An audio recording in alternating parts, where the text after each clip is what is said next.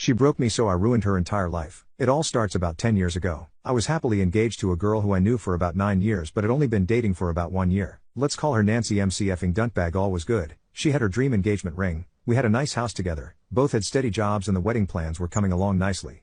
About 2 months prior to the wedding we found out we were going to have a baby. Such happiness had never been felt before. Wedding plans continued and the big day was only 28 days away. I come home from work and find that Nancy isn't home. I call her to see if she got held up at work and to see what time she might be home. But Nancy wasn't at work, she was at her grandmother's house, in another state. Nancy calmly told me that she no longer wanted to get married and that she was not coming home. Complete and utter shock. What in the duck just happened? I try to call her back, her phone is off. I call her grandmother, no answer. What about the wedding? What about our baby? What about everything? No answers. No contact for 3 days. 3 days of no breath in my body, no clues, nothing. On day 4 Nancy shows up and starts packing her stuff. She won't say a word to me, nothing. She leaves and sends me an email saying that she can't be with me. Again, no reasons. I begin calling her sister and asking what the duck happened. Her sister tells me that she has no idea but gives me their mom's phone number. Strange. Nancy said her mom was out of the picture because she was in abusive substances. Nevertheless, I call mom. Mom tells me that I am lucky number 3 who has fallen for this trap. Nancy cut mom out of her life so mom couldn't ruin Nancy's game of milking guys for money and resources. Nancy has been pregnant twice before and had miscarriages and milked guys for everything she could before running off to super Christian grandma's house and claiming abuse so grandma will take her in until the dust settles and she can do it again. What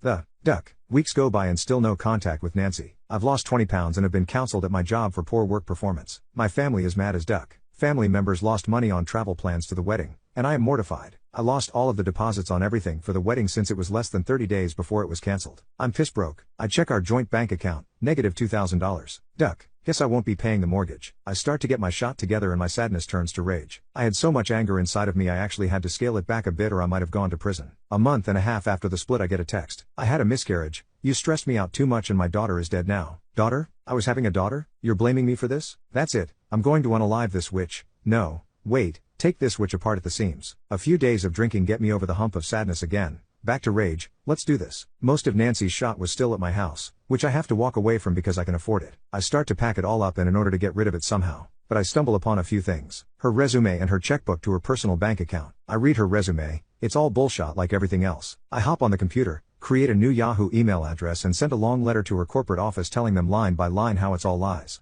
Feels good. Operation Checkbook. I sign her name on every check and rip them all out of the book. I drive 30 minutes to the seediest part of town and leave them on a sidewalk in front of an AM/PM. Too much good stuff. I go back home and throw out all of her shot. Duck it. Sue me witch. Except her laptop. I keep that shot. 2 weeks go by. Nancy calls. I don't answer. Voicemail says she got laid off due to cutbacks. I know that's not true. Duck yeah. 2 more weeks go by and letters from some district attorney's bad check restitution program begin to trickle in the mail. Duck yeah. Oh, and the registration renewal for her car. Shred all that shot. Oh, while I'm at it I might as well put a change of address in for her at the post office. Where to? The temporary shelter for the homeless sounds good. I hear through a mutual friend that since Nancy is out of work now she is staying with friends and supported financially by super Christian grandma. Duck that. I hop on her laptop and make a new Yahoo email address that is only one number different from Nancy's real email. I email super Christian grandma a video of Nancy finger blasting herself that I had saved. I titled the email, "Hey grandma, check out this video I took of my job. I hope I uploaded it right. Duck yeah." Email reply. You are disgusting. I hope your new job pays well because I'm not supporting you if you act like that. Oh, damn.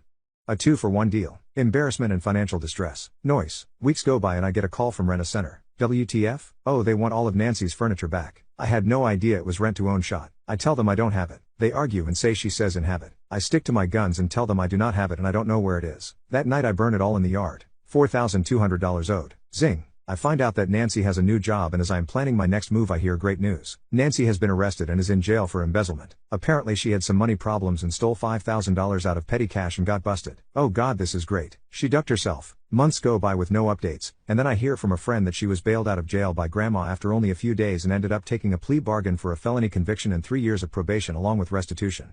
Wrecked. I hang my hat and call it a day. I have gotten my revenge. I'll leave it there. Time to move on. A couple months later the phone rings. It's a repo company looking for info on where Nancy is because they are trying to repossess her car. Ha ha ha. Okay. One last nail in the coffin. I make a few calls and find the address where she is staying. I call the repo company back and give them the info. They thank me and say I am eligible for a $100 reward if they get the car back. No, thanks. This one's on me.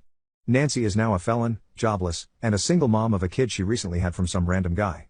She lives in an apartment with her brother and his girlfriend. I am happily married with a beautiful daughter and a great life. Yesterday I get a Facebook message from Nancy. Congrats on the marriage and daughter. I'm glad you're happy, I reply. Go duck yourself, she blocked me. Life is good. Sometimes taking the low road heals the soul.